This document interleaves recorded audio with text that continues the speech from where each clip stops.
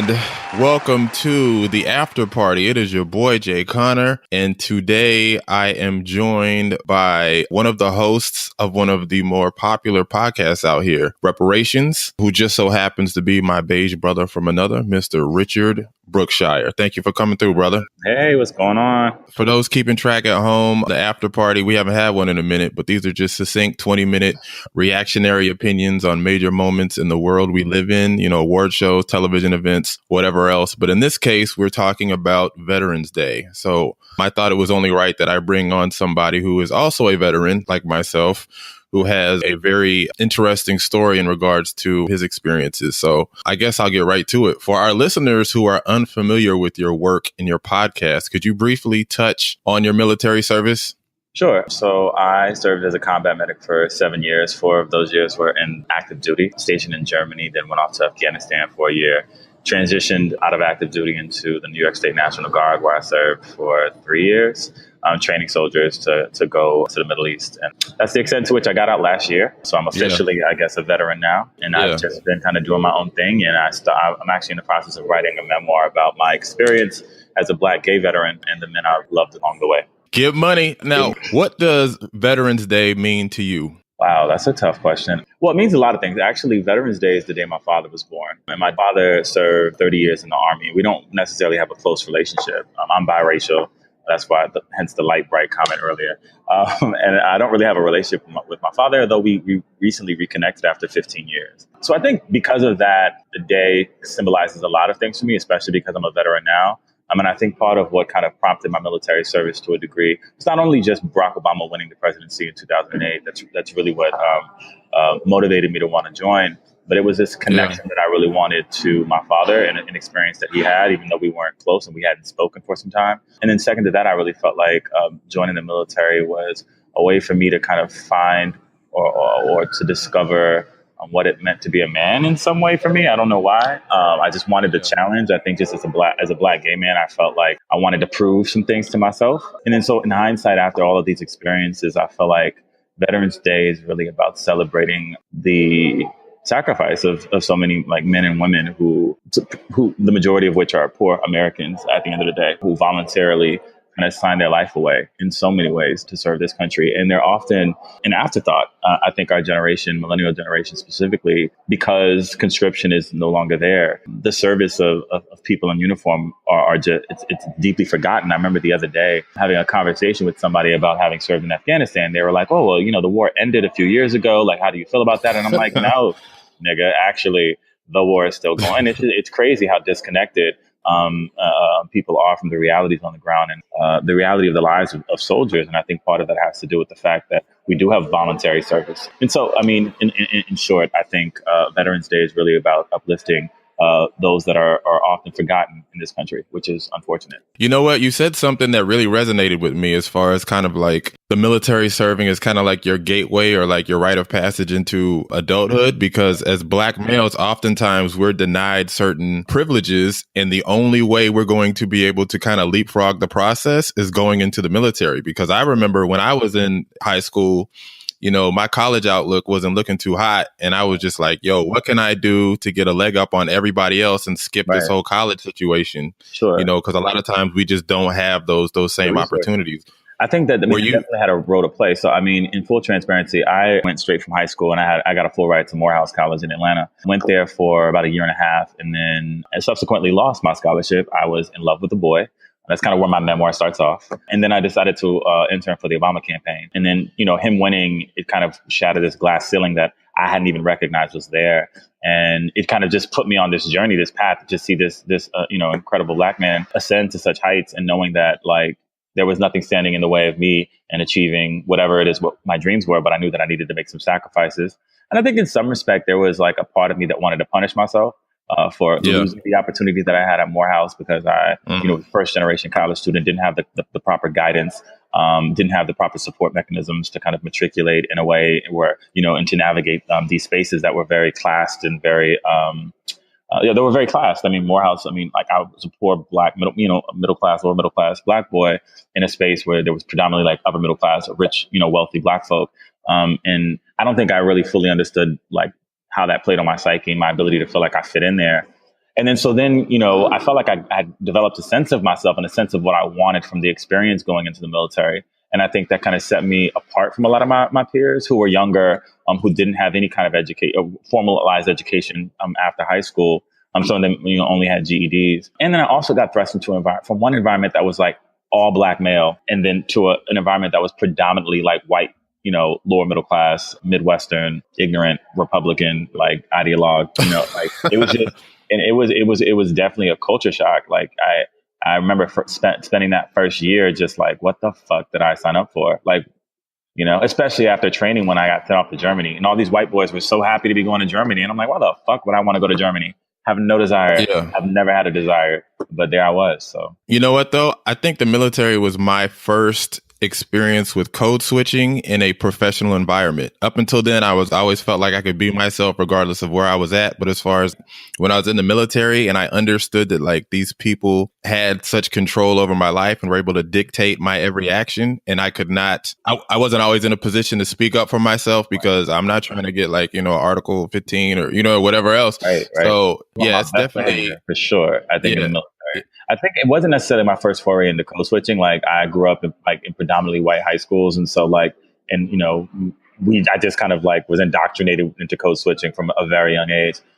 I think my time in the military is where I really had to, I'm so happy that I went into the experience with a sense of myself that I think was formed by my experience at Morehouse. So I had a sense of the fact that I was capable of anything that I put my mind to, and that I knew that I was more intelligent than what my superiors would give me space to be. But then at the same time, like I was doing some of my superiors' jobs, so like I stood in that in some way, but I had to.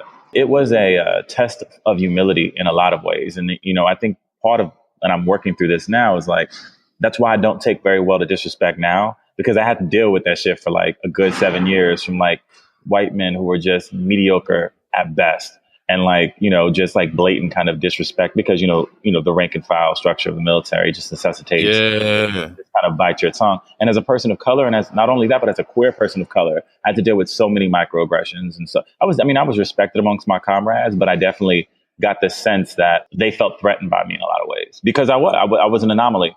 Like there wasn't many people like me. There might have been other Black people, but there certainly weren't a lot of Black queer people, and then a lot of Black queer educated people on top of that who were willing to kind of challenge the status quo and could do so in a way that would make others feel stupid, and then would do so unapologetically. So I guess my other question is like, what was that experience like navigating through this professional environment? Well, actually, you can't even say professional because when you're in the military, this is your life. This is your lifestyle.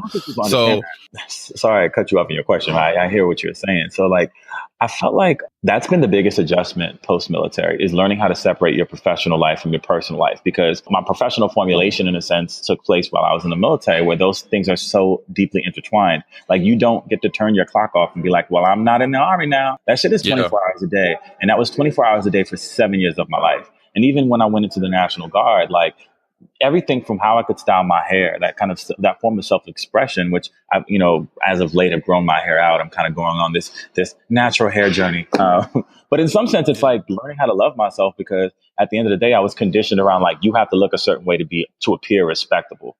And that was an indoctrination that was really kind of fraught by the military and or pushed by the military. And especially as a Black person, it's just like, well, no, white boys could have their hair twice as long as mine, but if mine looked nappy or whatever, mine looked unkempt, it's like, well, then I'm like out of regulation. You know what I mean? And it's just like that to a certain degree that starts to feed a sense of inferiority, even in subtle ways, that you, whether it's subconsciously or actively like participate in. And then so to your point about like not being able to separate the two between like professional and personal life, like that's definitely been something that has been a challenge post-military, just learning how to, people talk about bringing your full self to work. In the Army, you kind of there's not really a way to separate yourself out. And I think what some people try to do while they're in there, and that's why so many people get emotionally fucked up, is that they numb themselves in order to kind of exist in that way. Because the job is so demanding, because the job is 24 hours a day, you can't possibly, in a lot of ways, there's a lot of pain that happens around you being ripped away from family and friends. And you have to kind of numb yourself to those realities and show up, because people's lives are on the line. Your life is on the line. And some people never recover from that. And they're never able to come back from that split or that dichotomy that they had to take on because of the military. Yeah, yeah. Now, though the David Johnson debacle is still fresh on our minds, and especially considering you had the privilege of serving under President Obama, do you feel any sense of empathy for veterans currently serving under 45's administration?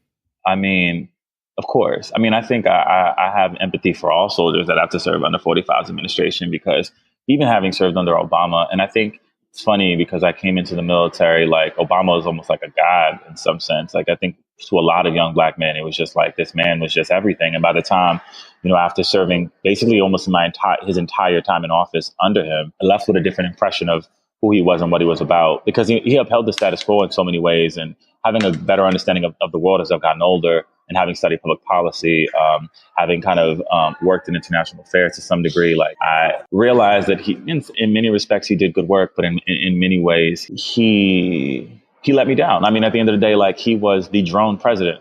Like there are countless and countless and countless and innocent lives that were lost under his leadership and kind of disregarded. The first American to be killed by a drone was under Obama without trial, And at the end of the day, it's like these things are a threat to our own freedom that we have and that we fight for. And so it's funny because I've had to kind of try to navigate like the love I have for him, for what he represents, and then how he actually showed up. When it comes to Trump, like yet to be seen. I mean, kind of what his rhetoric will kind of how his rhetoric will play out. But I also know that like this is a man that's like deeply prejudiced, and the people in his administration are deeply prejudiced. And so I imagine only in time that, the permutations of that prejudice will show up in policy and how black soldiers are treated. And this country has a long and fettered history of discrimination against black soldiers. I wrote recently about an article I called "No One Gives a Fuck About a Black Veteran," where I talk about my experiences post-military. And in the article, I talk about recently going to a Department of Labor.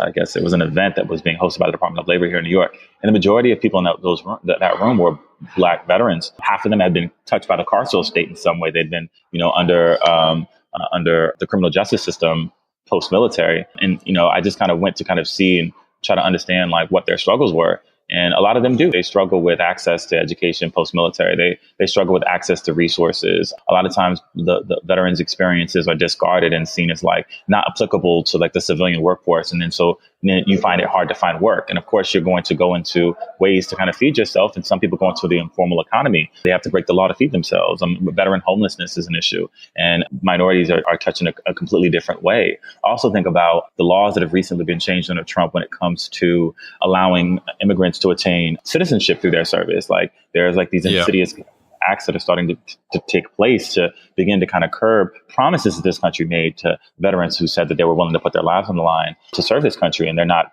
end of the bargain is not necessarily being upheld. And it's unfortunate. So I'm deeply fearful for where things could potentially go for black vets. Yeah. Sure. Now, this is something that has definitely been a big source of inner turmoil and contention with me as far as kind of reconciling my opinions and thoughts on it. But how did you personally reconcile fighting for the rights and liberties of a country that doesn't even treat you as an equal? I will say that I think to some degree my entire life, I've always had to prove something. And so prove something or prove my worth to others, especially because I grew up in very white spaces. Prove that I was intelligent, prove that I was capable, that twice as good kind of thing was very much indoctrinated into me since a young age. And so first and foremost, I think I've learned to walk into every room, specifically rooms where there are white people, and just show up as myself and not feel inferior at all. And then so to that end, like I know what I brought to the table in my service. And so no one can take that away from me. I know the contributions that I gave, the sacrifices that I made for this country personally, that I think I'm in some respects, I'm still grappling with. I'm still trying to kind of fully wrap my head around. And I also think there's a big reality around just like, it's not only just a racial issue, but it's a class issue. I mean, how poor people are relegated, and poor white men are, like my father, for instance, he didn't grow up with a father, grew up incredibly impoverished in middle of Ohio, went off to Vietnam at 17 and then served the country for 30 years. And as soon as he got out, was kind of cast aside, been in several combat zones. And I think, I can't have one conversation about okay, well, what my plight is, as a Black veteran, and then not also understand the plight of poor white veterans as well. Like, and in some respects, like, there are nuances into the differences that in the different ways that we are treated. I do think that when people think of veterans, they do think of white men. And so there is a certain kind of uplift that happens. There's a certain way that white men are centered. I talked in an article that I wrote, I think it was a year and a half ago, about Micah Johnson, who was a soldier who came back from Afghanistan. And it seemed that we had very similar experiences post-military, but he decided to sit atop a building in Dallas and murder some police officers during a Black Lives Matter protest. And I talked about wanting to understand him as fully human and understand like his psychological state as a Black veteran, and how you're conditioned in the military to, when people are killing you or people want to kill you, to view them as enemy and to dehumanize them to a point where you do not value their life. And so in some respect, like, the military created him.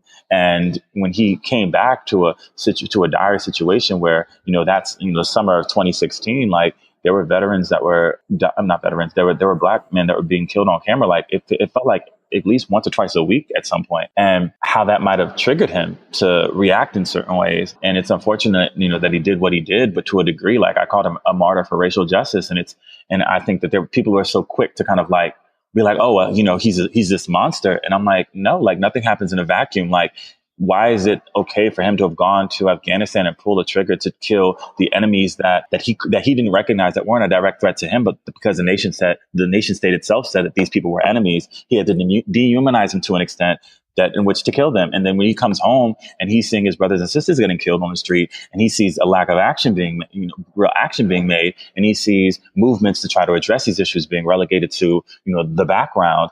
And like, why wouldn't he take it upon himself to act out in ways that are threatening to the state? I just think is it revolutionary to think those kinds of things? Yes. But at the end of the day, like, we're talking about like human life, right? And so if our life has value, who are we to not stand up for that? And some people stand up with a gun, and we are seeing white people have a tradition of doing that, and they're never looked at as terrorists when they do it. We see this time and again. We see this every other week when there's a mass shooting. So, I don't know if any of that answers your question, but I have a lot of thoughts on it. All right. No, you definitely touched on a few different things. And one of the things that you spoke on that really, resonated with me was the fact that the struggle of especially people like us that were like, actually like deployed, the struggle of coming back from, my OEF deployment and, dealing with such significant distress and depression and anxiety. Oh, it's so real. And trying to muster the courage to seek help, even though you exist in an organization that deters you from military service is based on survival. It's not based on empathy and emotion. So to build up the courage to seek help, and then you go to get help and they tell you, well, no, just take these pills.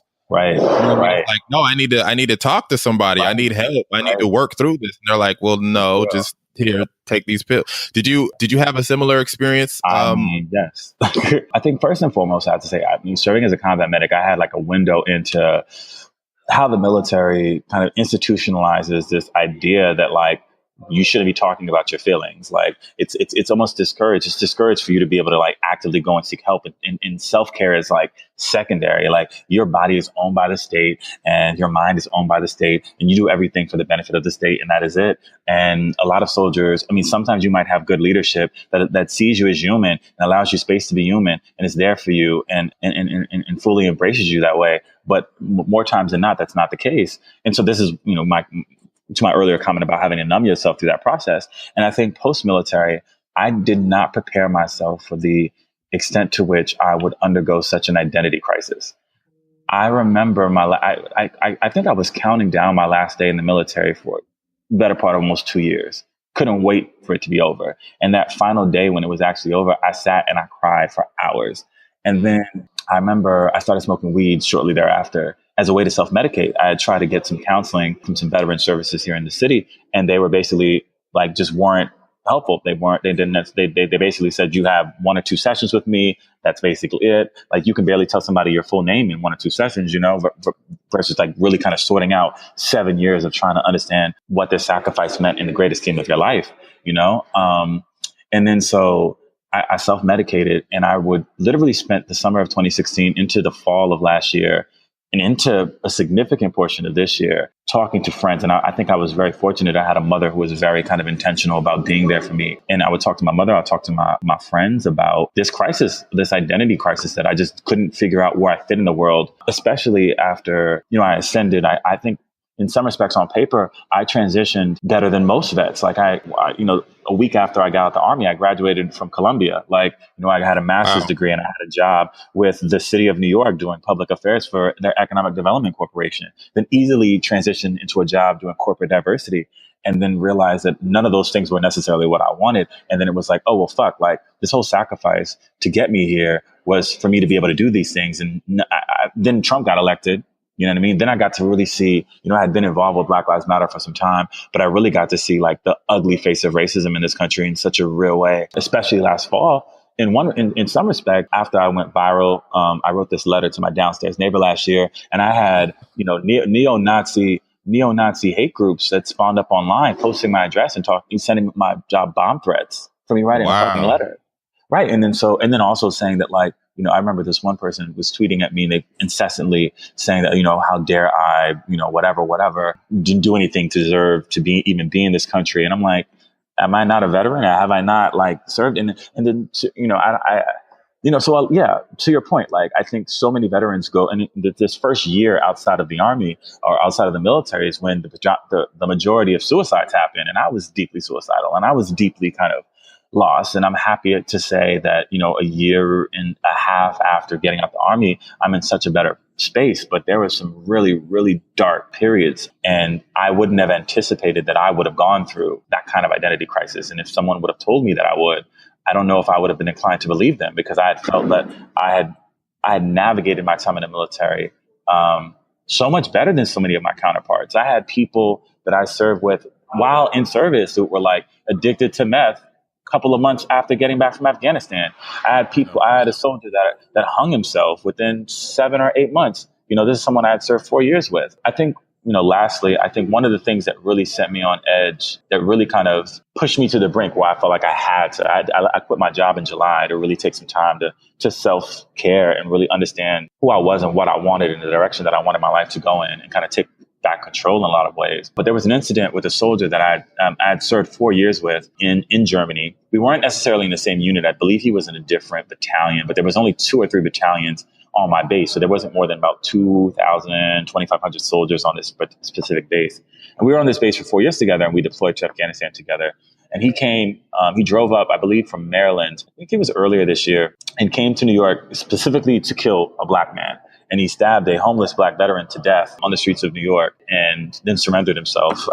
And I think when that happened, and when I read about it, and when I realized that I'd served with this individual we were the same age, and when we had served together in Germany and in Afghanistan, it fucked me up. It really fucked me up. So, and I'm trying to kind of navigate seeing all veterans as fully human, but it's hard to do so sometimes when I feel like the white men that I served with don't necessarily see me or my sacrifice as fully worthy of the same kind of praise as theirs, or just being able to see the plight that I have to enter post-military, or the plight of the people that I'm fighting for on behalf of BLM, or the work that I do for racial justice and social justice, as not worthy of the same kind of respect that they would want their plights to be worthy of, to get. So, yeah. Now, in light of the deluge of anthem protests in the NFL, we see a lot of people offended on behalf, or choosing to be offended on behalf of veterans. Yet, despite this, perceived slight, there's never an uproar regarding the inadequate health care, the rampant homelessness, like you talked about earlier, and the deluge of budget cuts that veterans face as a quote unquote reward for our service.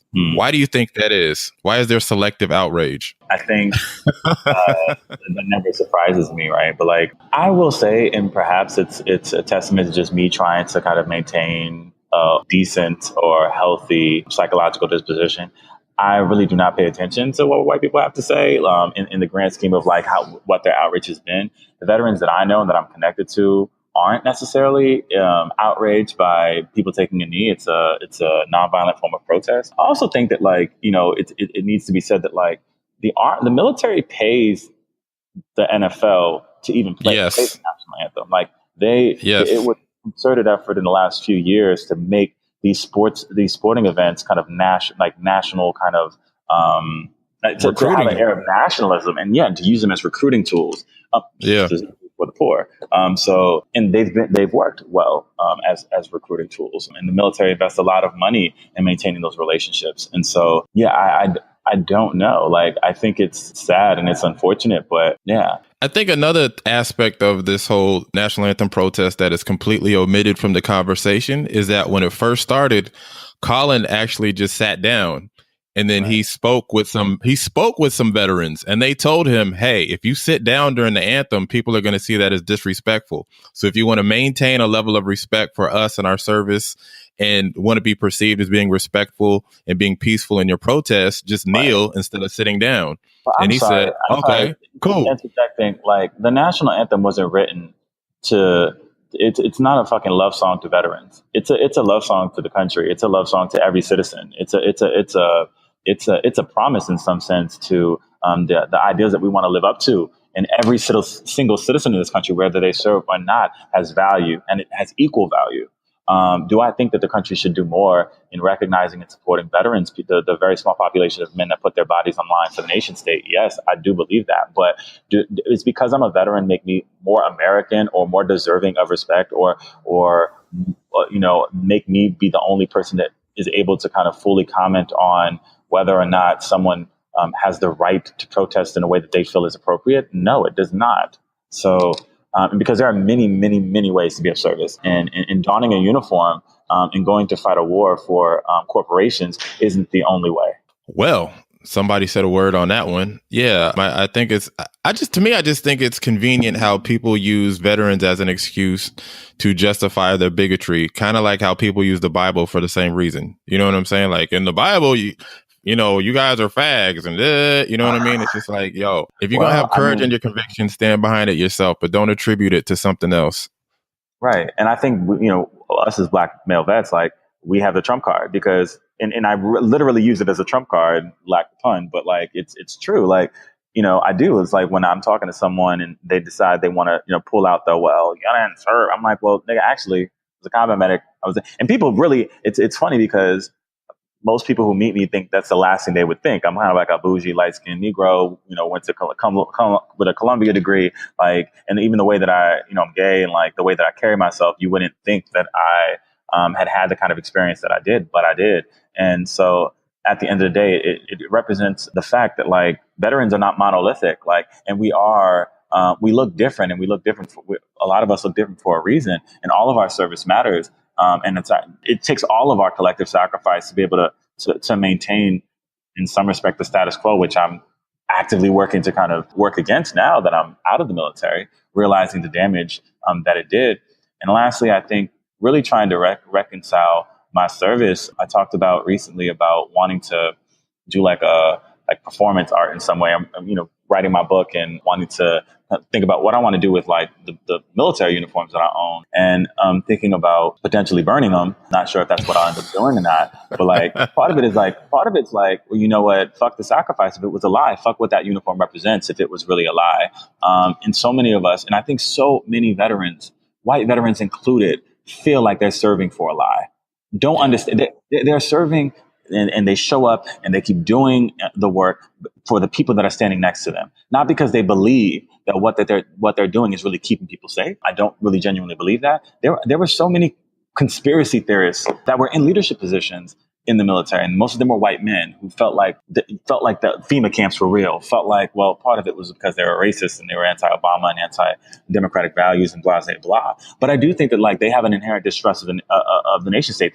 They were hoarding weapons and like talking about when the rapture comes and shit like that. So I'm like, at the end of the day, like so many of us don't really trust the systems that we're kind of giving our lives over to. So many of us. But part of it, people are looking for economic stability. People are looking for something to belong to, a sense of identity. And the military serves those purposes well for a lot of people. But once they leave that identity, once that security is gone in some respects, I think a lot of veterans question whether their sacrifices and whether what they had to be complicit to was worth the trade-offs, the moral trade-offs that I feel like you have to make. Yeah, that's super real, especially in retrospect. Because I mean, they take advantage of your naivete at being so young, and once you have a better understanding retroactively of what it was you were actually doing, how you were a beacon and extension of colonialism and everything else, it's just like, well, if I could do it again, I wouldn't do it. And there's a reason why the majority of people who enter the military have relatively low level of education and leave the military with a relatively low level of education. There's not an encouraging, kind of like learn history. Like, no, it's like that's for the officers, and most of them are rich white men. Yeah. I mean, I think that's one of the reasons why I'm very grateful that I had the career that I had in the military, because I scored like super high on my ASVAB. So they were like, basically, you can do anything you want in the service. And a lot of times people are given jobs because they don't score so well and because they don't have, access to education as a result of systemic oppression and, everything else. But a lot of them don't have the education and they're exploited for their labor. They get a job in the service and then that job doesn't translate into anything when they get out. So even though you did all this time, you did all these beautiful work and everything else in the service, when you get out, you're unhireable. They're like, and that's great, but you can't do shit.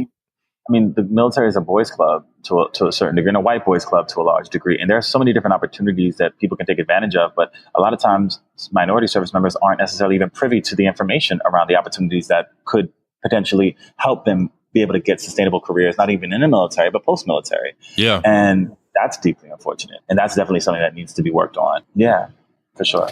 All right. So as we wrap this up, do you have any parting words for Black veterans or active duty members? Sure. I think every Black veteran has a responsibility, not only to their country that they're fulfilling already by default of their service, but like a responsibility to the community in which they come from, for what they represent in the grander scheme of history, to not only educate themselves about the realities of the veterans that came before them, but to really stand as advocates for the veterans that will come after, and to really leverage the specific place they have in society, whether people want to actively give credence to that or not, and leverage that on behalf of the community that needs and requires that they show up fully and that they take advantage of the opportunities that are afforded through the military to give back. Because at the end of the day, your sacrifice isn't necessarily about you. It's about the betterment of the country. And even post-military, if you're looking for a sense of identity post-military, that same kind of thread that undergirded your why you ended up serving in the first place should inform what you do post-military.